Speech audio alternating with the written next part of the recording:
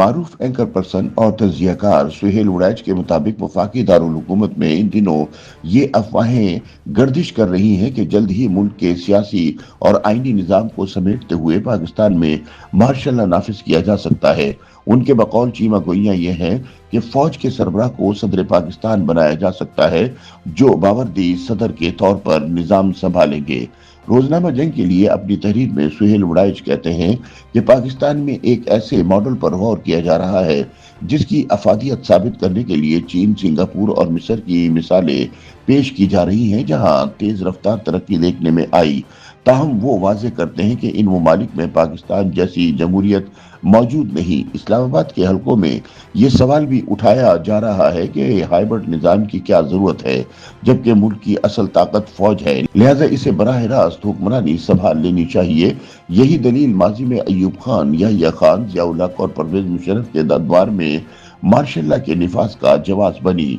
Senior सहाफी के मुताबिक माजी की ये तमाम कोशिशें नाकामी से दोचार हुई। मार्शल लॉ के निफाज के वक्त तय किए गए अहदाफ पूरे ना हो सके और बिलाखिर हर मार्शल लॉ जमहूरियत की वापसी पर मुंतज हुआ। हर बार ये दावा किया गया कि साबिका गलतियों को दुरुस्त कर लिया गया है और अब की बार निज़ाम दुरुस्त हो जाएगा, मगर नतीजा हमेशा वही निकला।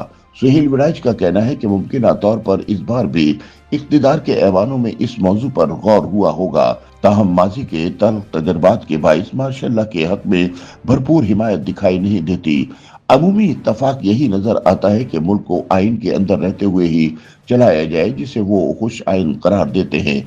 वो कहते हैं कि आइन दरअसल रियासत का बुर्का है, अगर ये बुर्का हट जाए तो रियासत उरियां हो जाती है और इसकी असल ताकत के मराकज़ सब उरियां हो जाते हैं, जिससे बैरूनी कुव्वतों को कमजोर पहलुओं पर वार करने का मौका मिलता है। उनके मुताबिक एक न्यूक्लियर रियासत के लिए जरूरी है कि वो जमहूरी और आईनी पर्दे में रहे ताकि इसके हसास असर से महफूज रहे। मार्शल लॉ के मुमकिन नताइज पर रोशनी डालते हुए वो कहते हैं कि ऐसी सूरत में फौज ही रियासत, हुकूमत और निज़ाम का मुकम्मल चेहरा बन जाती है, जिससे आलमी सतह पर तनकीद और दबाव बढ़ जाता है। वैसे भी दौलत मुश्तरका और यूरोपीय यूनियन जैसे इदारों के उसूल वाज़े हैं कि मार्शल लॉ के निफाज पर ताल्लुकात महदूद या मुअत्तल हो सकते हैं, जिससे आलमी सतह पर मुश्किलात बढ़ जाती हैं। वो याद दिलाते हैं कि 1958 में जनरल अयूब खान के मार्शल लॉ को जस्टिस मुनीर ने नजरिया जरूरत के तहत जायज करार दिया था। बादअज़ा जियाउल हक और परवेज मुशर्रफ ने भी आइन को मुअत्तल करके इक़्तिदार संभाला। जियाउल हक के दौर में ए.के. बरोही, शरीफुद्दीन पीरज़ादा और अजीज मुंशी जैसे कानूनी माहिरीन की मदद से आइन में ऐसी तरमीम की गई जिन्होंने एक हाइब्रिड निज़ाम को जन्म दिया।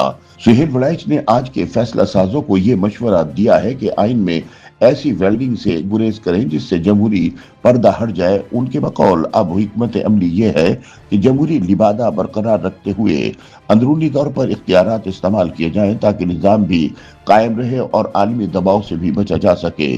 वो खबरदार करते हैं कि अगर माजी की तरह खुला मार्शल लॉ नाफिज किया गया तो मौजूदा आलमी माहौल, जो किसी हद तक पाकिस्तान के हक में है, इसके खिलाफ भी जा सकता है।